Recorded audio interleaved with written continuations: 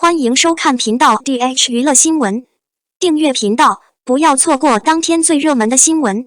我们今天的时事通讯涵盖以下内容：余生若无大碍，叮嘱剧中顾威为何被称为理想男神？原因有以下3个。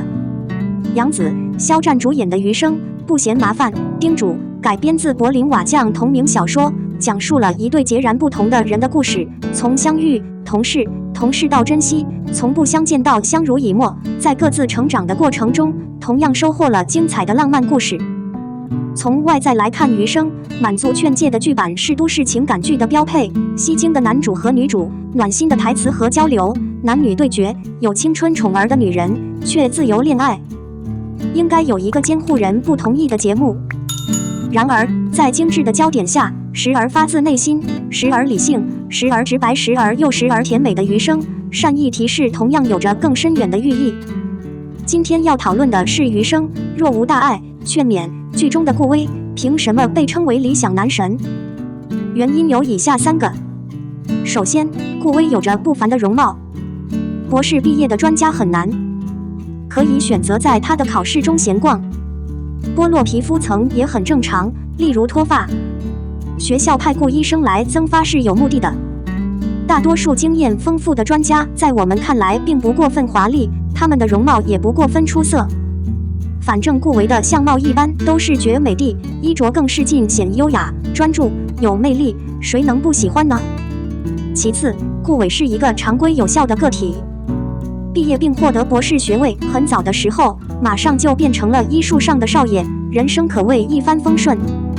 要知道，身为专家，长期的求学之路对于顾维来说是极其简单的，专家级的临床能力更是让他能够在自己的情况下大放异彩。顾威的报酬不低，据网友调查，顾威的年薪不低于6位数，职业稳定，待遇高，小伙子还很懂事。除了小姐喜欢之外，他也是娘娘眼中的正经子弟的真实写照。问号，看李小姐的笑容有多甜，是她意识到她的女孩和肖战在一起的那一刻。开始的时候，李妈妈还有些担心顾威会不会偷偷看上了上校。第三，顾威的家庭底子总体来说不错，在一个临床家庭中来到这个世界，他的家人是2位专家，而且他们是杰出的。一家人住在大庄园里，奇怪的是，顾威戴的手表很奢侈。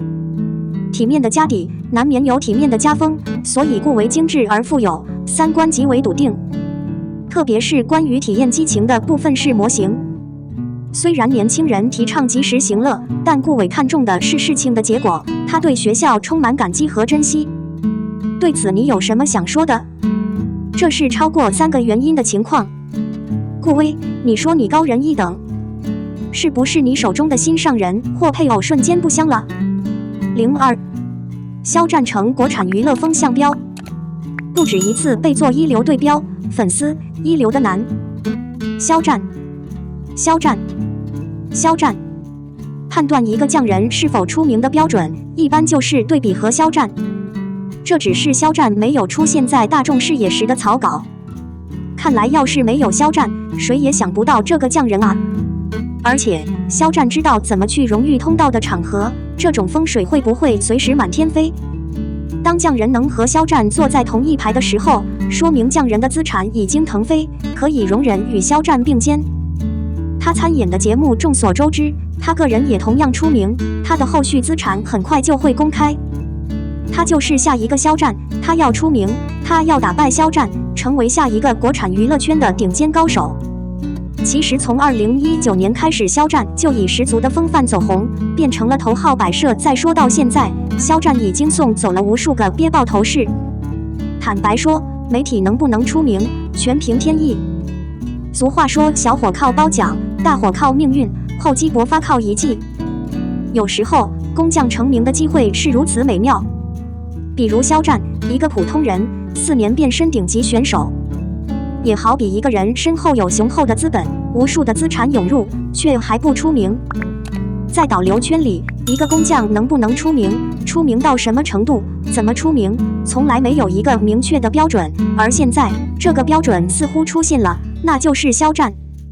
毫不夸张地说，自从2019年肖战以来，80%的热播剧都在跟风，男主都和肖战形成鲜明对比，推动了以下肖战战争题材。有时候，与其说大家要求将肖战推到如此重要的高度，不如说肖战在不同的匠人眼中已经走到了顶峰，是引流流量最值得关注的巅峰之作。敲门声，试图让观众相信他们也在屋顶。然而，总而言之，底下是空气，明眼人都能看出他们的悔恨和忐忑之情，有的简直就是羞辱。坦白说，一般来说是没钱抵债，而这个头位竟然是要提前还款的，当个憋着头头简直是疯了，都在待命引爆预热。不管他是否真正出名，都不会被视为危险。总而言之，有些人已经预热熄火了，有些人连点小火都做不了，可惜了。歼灭。其实对比工匠和不同的专家，难免有内心的发泄，而肖战始终是其中之一。肖战要做一个真正的艺人，要把善行带给大家，所以在走出荣誉之路的时候，他很快就回到了团队拍摄，几乎没有任何表现。可惜有些人居然拿肖战当浮桥来看待自己，企图给大家一个他已经能比得上肖战的骗局。这一次不是肖战第一次被拉上标杆任务，而是要从顶层位置对标未来的顶层。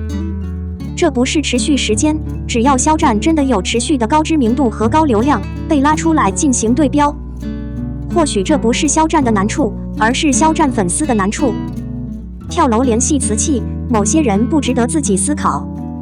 03终于来了电视剧《青春旋律行》，何晟铭年轻了20岁，刘雪怡正常了。新消息显示，电视剧《青春的旋律》现已开启炒作进度，即将与群友见面也属正常。众多网友纷纷表达了对这部电视剧的超乎寻常的期待。现在终于来了，真是震撼满满。这部电视剧在2020年就已经主动开始筹备了，要等到2022年播出确实很难。该剧改编自同名小说《少年调行》，讲述少年侠客雷无节前往江湖，第一程雪月城途中误入雪落山庄，巧遇惊心动魄的一幕，聚集于溪水湖泊之中。男主李弘毅有钱有蓝，性格正派。他在剧中遭遇肉搏战被取消，命运已注定。幸运的是，冠军一直在附近。刘雪怡在剧中饰演的无心道士，更是让无数观众期待不已。坦率地说，她与吴昕的相似度普遍很高。单从颜值这部分，媒体还真是想象不到别人。除了没有恶魔般的吸引力外，所有其他的东西都匹配得很好。虽然现在是落花时节，你根本不知道什么时候才真正想见人，但刘雪怡在青春旋律里的出现，更助长了人们的臆想。这也是一项非常出色的工作。那么，电视剧《长风渡》中刘雪怡饰演的腹黑命途多舛的角色，同样让人又爱又恨，更让人逃不过这个圈子。如果这2部电视剧能顺利播出，刘雪怡会不会一夜成名呢？值得关注的是，剧中还有一位非常熟悉的艺人，曾为杨幂和霍思燕助阵，这对于合奏戏剧化也很合理。此人便是大家极为熟悉的第4位强者何晟铭。何晟铭拥有得体的外表和令人难以置信的演技，他真的很适合演那种暖心的工作。他在这部电视剧中的出现真是让人认不出来了。可能是图片修改的比较好，也可能是图片的问题造型，直接让他年轻了20岁。乍一看，他似乎是一个20多岁的人。这还是何晟铭。剧照中，何晟铭的头发都在颤抖，肉搏战也应该是极强的。我期待他的工作。剧中勇敢的女人还是很半信半疑的。胆大的女人动用了新人艺人林柏杨。这个林柏杨是之前参演过张艺谋协调的电影的妓女。张艺谋主任坚定地建议，林柏杨不是不纯，而是比较敏感，有时候真的很太过位，说白了就是感觉格外不凡，但是穿上旧套装后，感觉怪怪的，尤其是漫画里那种发型，可我真的觉得有些煎熬。把漫画改编成电视剧是个大问题。